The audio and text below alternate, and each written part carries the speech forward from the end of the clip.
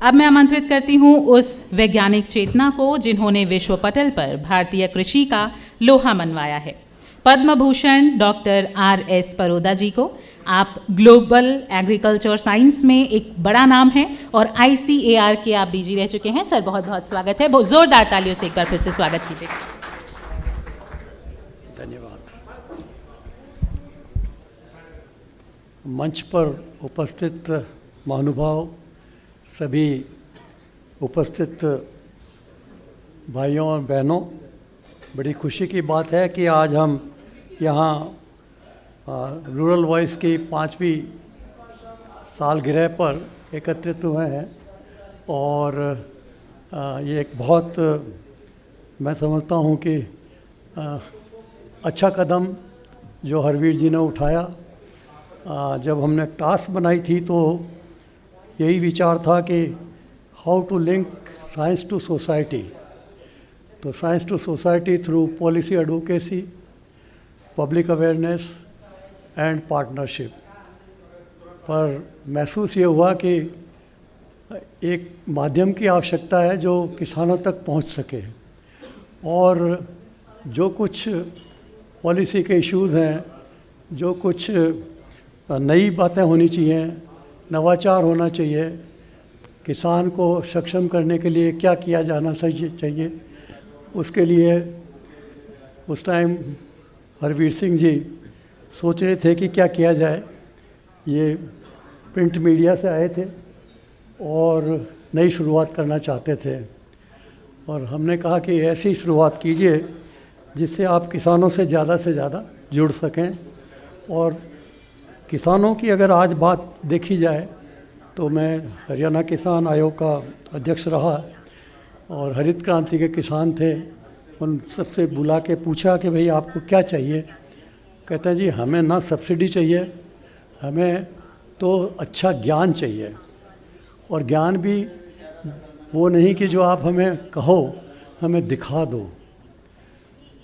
Seeing is believing.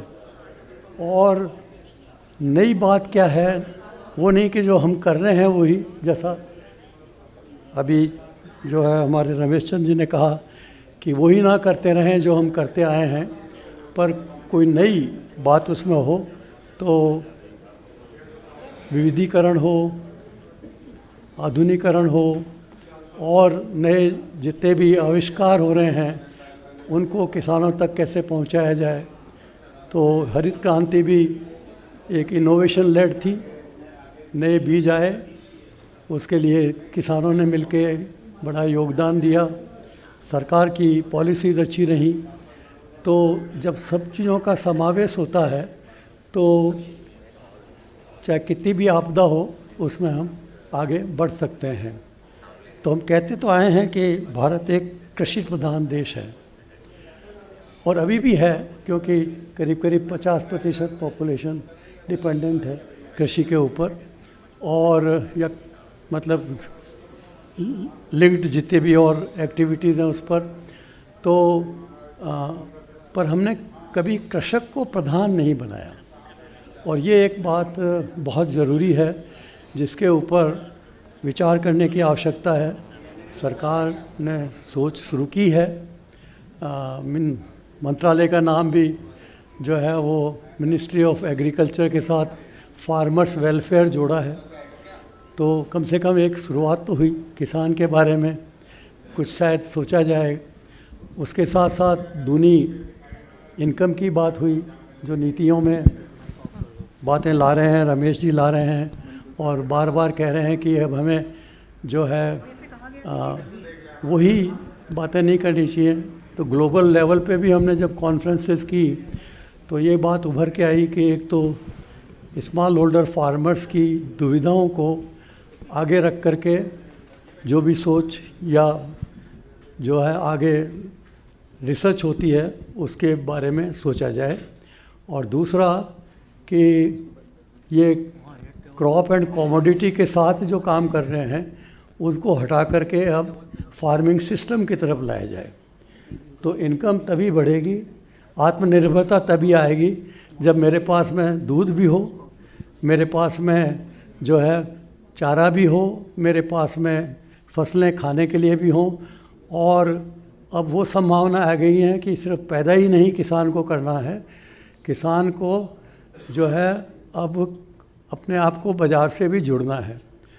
तो जब किसानों की बाज़ार की जुड़ने की बात आई तो मैंने कुछ मंडियों में, हरियाणा में जो है वो फार्मर्स मंडी और दुकानें कंस्ट्रक्ट करवाईं, और कंस्ट्रक्ट कराने के बाद में कहा कि भाई किसान भाइयों आओ, आपको गवर्नमेंट की तरफ से फैसिलिटी दी जाएंगी, और मार्केट जैसे बाहर विदेशों में फार्मर्स मार्केट लगते हैं, आप भी आकर के, और बड़े बड़े शहरों में जैसे करनाल है या पंचकुला है या रोहतक है, तो आप आकर के और अपना सामान यहाँ बेचिए।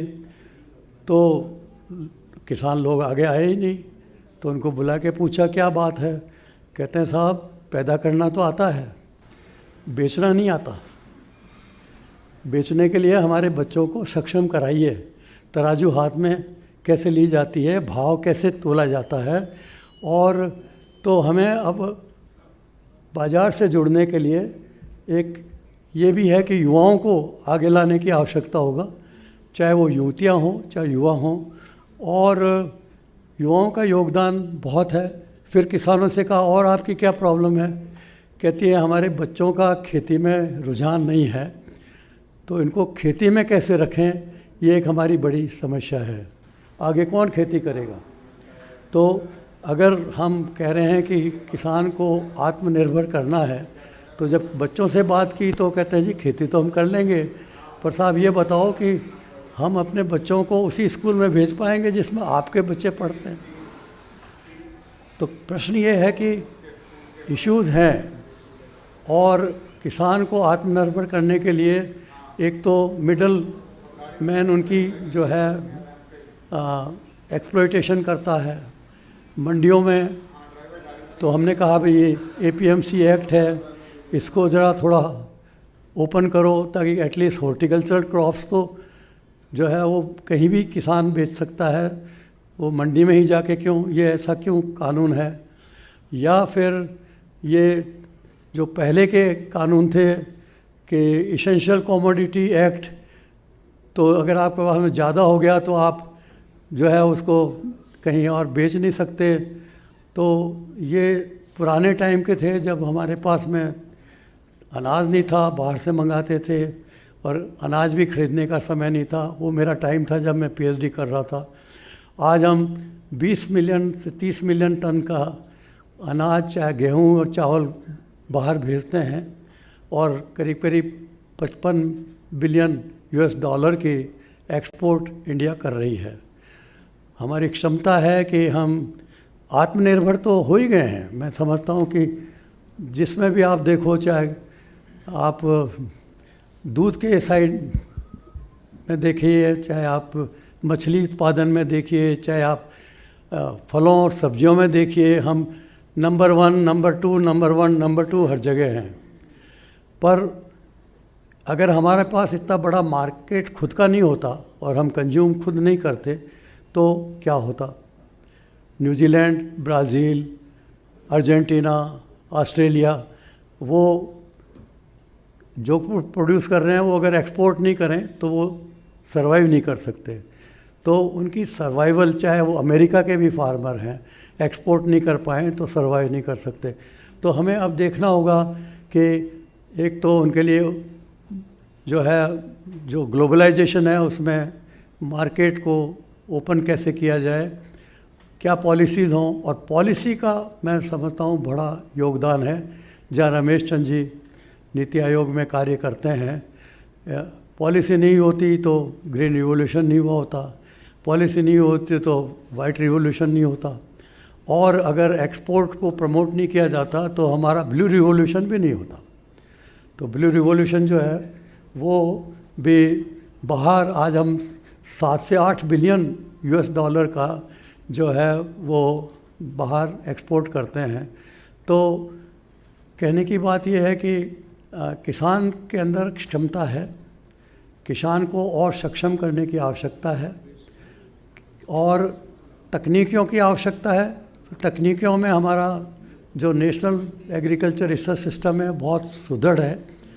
दुनिया में माने हुए कई औरों से हम बहुत आगे हैं और लोग हमारी नकल करते हैं और हमारे पास नई तकनीकियां हैं, पर उन तकनीकों को अब आगे ले जाने के लिए वो ऐसा नहीं है कि सारी तकनीकियां वो मिराकल व्हीट और मिराकल राइस हैं जो ऑटोमेटिकली किसान अपना करके एक दूसरे को दे करके फ़ायदा ले लें। तो हमें एक तो एक्सटेंशन की आवश्यकता होगी। एक्सटेंशन सिस्टम हमारा कमज़ोर है। सूक्ष्म करने के लिए गवर्नमेंट में एक्सटेंशन सिस्टम को स्ट्रॉन्ग करना मैं समझता हूँ एक बहुत बड़ा चैलेंज है।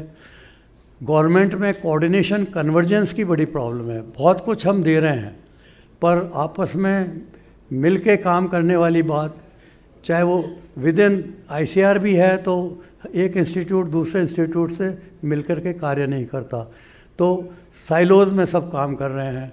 अब एक एग्रीकल्चर मिनिस्ट्री 7 मिनिस्ट्रियों में बदल गई। पहले एक हुआ करती थी, फिर वाटर की हो गई, फिर फर्टिलाइज़र की हो गई और एनिमल हस्बेंड्री को भी बाहर कर दिया। तो एक तरफ हम कह रहे हैं कि किसान को सक्षम करने के लिए ये सारे कुछ इकट्ठे होने चाहिए।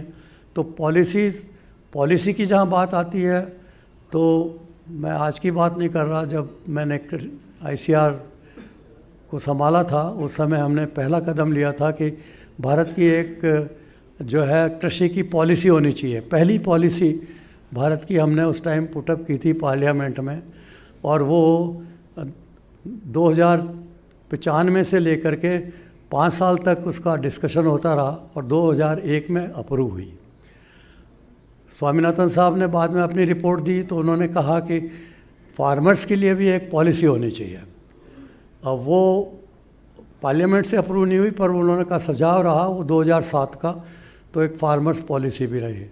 अब क्वेश्चन ये है कि आज 25 साल हो गए इन तीनों बातों को और उन पॉलिसीज़ के बारे में कोई बात नहीं करता। उसमें क्या लिखा हुआ है, कहाँ पहुँचे हैं, कहाँ नहीं पहुँचे हैं और आगे हम कहाँ जाएंगे। और अब एक तो ज़रूरत है कि हम दोबारा एक पॉलिसी बनाएं जो फार्मर्स भारत की कृषि और फार्मर्स की जो है वेलफेयर की एक पॉलिसी हो। वो पॉलिसी एक होनी चाहिए। एक किसानों की बात, किसान सड़क पे आए तभी हम सुनेंगे। किसानों की बात सुनने का माध्यम क्या है, उसके लिए क्यों ना हम एक जो है जैसे स्टेट में एग्रीकल्चर कमीशंस हैं, फार्मर्स कमीशन, एक नेशनल फार्मर्स कमीशन क्यों नहीं हो सकता। रही प्रॉब्लम कि स्टेट और जो है वो क्योंकि एग्रीकल्चर को एक स्टेट सब्जेक्ट माना गया है तो कई बातों को हम डिसाइड नहीं कर पाते, स्टेट को करना होता है। तो ये कोऑर्डिनेशन फिर वहाँ ज़रूरी है, चाहे वो बीज है चाहे वो फर्टिलाइज़र है। फर्टिलाइज़र पे तो गवर्नमेंट कर रही है, अब बीज को भी अब एक्ट में वो ला रही है कि सेंट्रल गवर्नमेंट ही कंट्रोल उसको थोड़ा सा करेगी एट नेशनल लेवल। पर इन बातों की जो प्रॉब्लम पानी की है तो पानी अगर पंजाब का है हरियाणा में नहीं आ रहा और अगर कर्नाटका का है तो तमिलनाडु में नहीं जा रहा। तो इन समस्याओं को सुलझाने के लिए एक जैसे GST की आपकी जो है नेशनल जो आपका कमीशन है ऑन GST, उस तरह का एक एग्रीकल्चर जो है कमीशन ऑन होना चाहिए जो एट द हाईएस्ट लेवल और जिसमें सारी पॉलिसी की बातों को डिस्कस करके और डिसाइड किया जाए और तभी वो किसान आगे बढ़ पाएगा। किसानों को बहुत सी चीज़ें दी जा रही हैं, देने के लिए मतलब 6,000 रुपये दिए जा रहे हैं, पर वो 6,000 रुपये वो किस चीज़ के लिए काम ले रहा है। हमें तो किसान को जो हमारी सब्सिडी है, हमारी रिपोर्ट में भी कहा गया है कि जो सब्सिडी हम दे रहे हैं उस सब्सिडी को आप इंसेंटिव में कन्वर्ट कर दो। अब अगर मैं राजस्थान में हूँ और मुझे अपने खेत में जो खार है और उसमें मुझे जिप्सम चाहिए तो मुझे तो कोई किसी का फ़ायदा है नहीं, मैं जिप्सम अगर डालूँ और सरकार कहती है कि नाइट्रोजन या फॉस्फोरस ही तो फ़ायदा देंगे। तो सॉइल टेस्ट करके जो मुझे चाहिए वो अगर मैं डाल के और किसान आगे बताता है कि ये मुझे चाहिए तो उस तरह से उनको लिंक करने की आवश्यकता है। बहुत कुछ कहा जा सकता है, समय का एक्चुअली अभाव है और काफ़ी लोगों को बोलना है। मुझे 10 मिनट के लिए कहा था, तो मैं 2-4 बातें बस करके अपनी बात ख़त्म करता हूँ। एक तो समय आ गया है कि पब्लिक प्राइवेट पार्टनरशिप को स्ट्रेंथन करने की बहुत आवश्यकता है। अब हर चीज़ सरकार करे वो कृषि में संभव नहीं है, और अब हम कहते हैं कि चलिए आप फर्टिलाइज़र कम डालिए, तो फर्टिलाइज़र कम डालिए तो बायो फर्टिलाइज़र कहाँ है, कौन प्रोड्यूस कर रहा है, कहाँ प्रोड्यूस हो रहा है, कौन करेगा, उसकी क्वालिटी कौन चेक करेगा। हमने इतने सॉइल हेल्थ कार्ड दे दिए, उनका टेस्ट कहाँ हो रहा है, सीड बन रहा है तो सीड की क्वालिटी टेस्ट कौन कर रहा है। तो ये प्राइवेट सेक्टर को हमें आगे लाना होगा। जैसे हम अपना ब्लड टेस्ट भी तो प्राइवेट जो है वो उनसे करवा लेते हैं। तो ये, और एक अब मैं चाहता हूँ कि मुझे नई टेक्नोलॉजी लानी है, मैं प्रोटेक्टेड कल्टीवेशन करना चाहता हूँ, मुझे उसमें बहुत फ़ायदा है, पर उसकी टेक्नोलॉजी को किसान को समझाने के लिए उसको फर्टिगेशन क्या होगा, उसमें कितना जो है वो फर्टिलाइज़र डालना है, किस टाइम में कौन सी बीमारी आ गई उसका क्या इलाज है, और उसके अंदर उसको मार्केट से लिंक करना है। तो ये सब बातें अगर नहीं हैं तो वो वहीं पे हताश हो जाएगा और आगे सक्षम नहीं हो पाएगा। तो आत्मनिर्भरता की तरफ कृषि में भारत काफ़ी आगे आया है, और इसके लिए सभी को बधाई। और आगे जो किसानों तक नॉलेज पहुंचाने की बात है, उसमें मीडिया का हरवीर जी की जितनी तारीफ़ करें मैं समझता हूँ कम है, और इस तरह के ज़्यादा से ज़्यादा जो है वो साधन होने चाहिए। गवर्नमेंट के भी जो डिजिटल एग्रीकल्चर से रिलेटेड या ई-नाम जो रमेश चंद जी के समय में शुरू हुआ है, तो ई-नाम का फ़ायदा अब मैं अपने बेचना चाहता हूँ आंवले, मैं भी किसान हूँ, मेरे आंवले बेचने के लिए वो एक मिडल मैन है, उसको पता है कि कहाँ बिकना है, तो वो आकर के और कॉन्टैक्ट करता है, और मैं पूछता हूँ कहाँ जा रहा है, कि जी ये बेंगलोर जा रहा है। दूसरी बार कहता हूँ ये ट्रक कहाँ जा रहा है, कहता जी ये बॉम्बे जा रहा है। अब मुझे तो पता है नहीं वो कहाँ जा रहा है, और उसको कितना फ़ायदा मिल रहा है। मुझे तो वही 10 रुपये पहले मिला करते थे, अब ज़्यादा 15 रुपये मिलने लगे किलो के, और मार्केट में 100 रुपये है। तो सवाल ये है कि किसान को सक्षम करने के लिए उसे नॉलेज पहुंचानी होगी, उसको और साधन उसके जुटाने होंगे, और उसके साथ साथ अगर उसको बायोपेस्टिसाइड की बात है तो ठीक है, पेस्टिसाइड कम डालो। अब तो हमें जैसा कहा गया कि एक तो सोच बदलनी है, दूसरा ये है कि अब हमें करके आगे बढ़ना है। तो वॉक द टॉक, सिर्फ बात करने से काम नहीं चलेगा, तो अब हमें कुछ एक्शन की आवश्यकता है, और अच्छी पॉलिसीज़, जो पॉलिसीज़ में अभी भी कहीं जहाँ जहाँ कमियाँ हैं उनको हम सुधार सकते हैं। और जितने प्रोग्राम गवर्नमेंट के हैं वो एक बार देखा गया, मैं भी उसमें एसोसिएटेड था 1-2 डिपार्टमेंट के साथ, 50-50 साल से स्कीमें चल रही हैं। कोई रिव्यू, कोई मिशन, कोई उसका आंकड़ा, कभी उनका नया चेंज होना।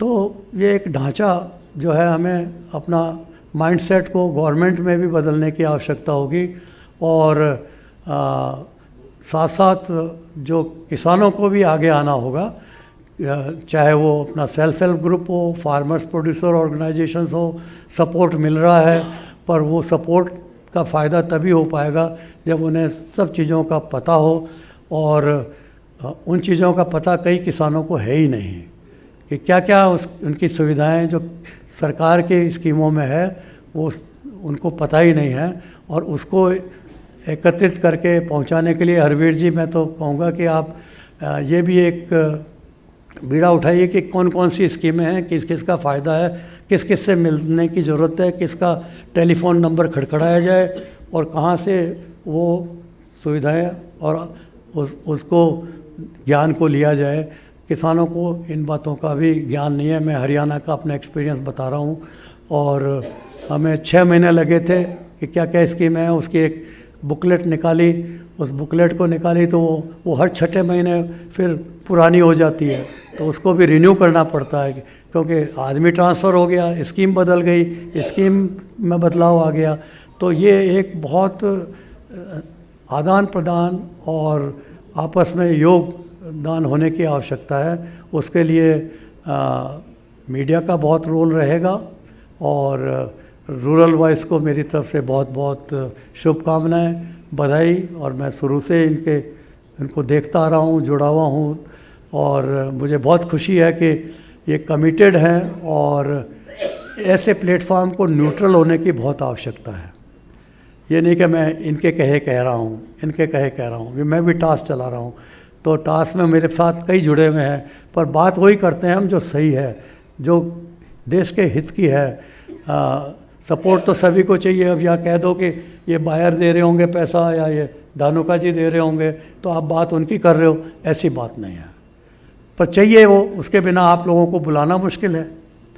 तो ये एक बहुत आवश्यक है कि हम न्यूट्रल रहें और अपने को किसानों तक वो सोच ले जाए जो उनके हित के लिए है, ताकि वो जो है सेल्फ रिलायंट हो सकें। धन्यवाद।